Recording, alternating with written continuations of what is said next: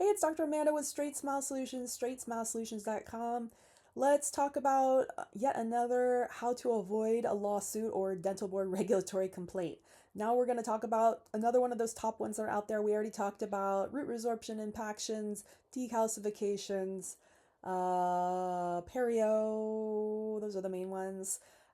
Next one is going to be TMJ, TMD. This is one of the lower ones. It's just really nebulous. I would say this one I'm not as scared of, but here's my tips. Listen, there is no TMJ TMD specialty that exists yet. It's not an officially ADA recognized specialty, although you can do postdocs and other stuff in it. I would call the specialist, for the most part, oral pain specialty is something I would go to them, or a prosthodontist, or an OMFS MD. Those would be the more specialists that I go to.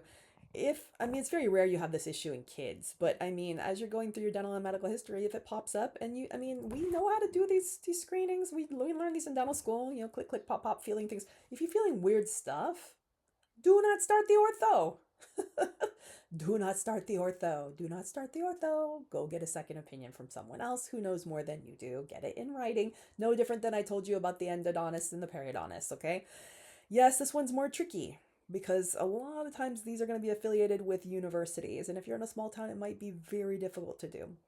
So they may have to do a visual. This is something that they could probably you could probably, if you have a CBCT, you could take a CBCT. You could have someone like Beam Readers, 3DDX, read it. Look for condyle or asymmetry. That's only going to be hard tooth structures, but at least if there's degeneration, you're going to catch it. This happens. I've seen a lot of these cases, and what I've been looking for, especially in adults, I've been looking for unilateral POBs, asymmetries, things like that. All of these are red flags. Anytime I start with a unilateral POB, a case, I'm not taking that case, not without more information. Never ever start a case with a unilateral or any posterior open bite. Do not start a case with a posterior open bite. It's that simple. Do not start it. Not without Prof's blessing in writing, an OMFS MD blessing in writing, or an oral pain specialist in writing.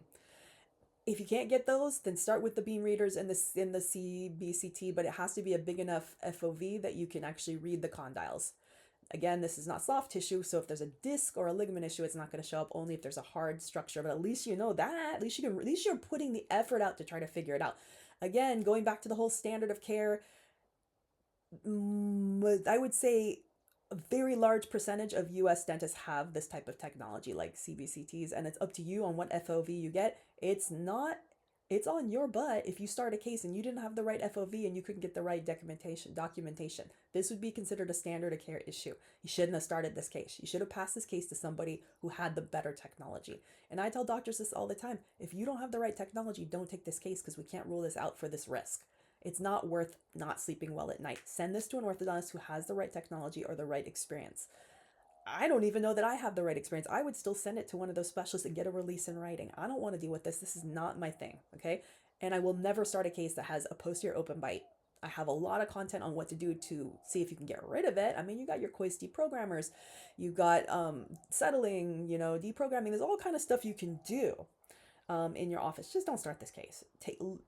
Pass on that case. You don't have to take every case. It's just going to be a nightmare. It's not worth the liability. This is, again, I would say a lot more difficult for someone to sue on. It's going to be a lot more nebulous. But if the case started with the POB and you started it, it's on your butt. So again, I apologize for my crassness, but I have very little sympathy when doctors aggressively start cases when I tell them not to start one. Or if I've made so much content about this and I say don't do this and they do it, not on me. So don't start a case if you think there's a TMJ issue. Get someone to bless it who knows more than you in writing. Make sure they sign, make sure they date it, make sure they say this patient may start orthodontic treatment.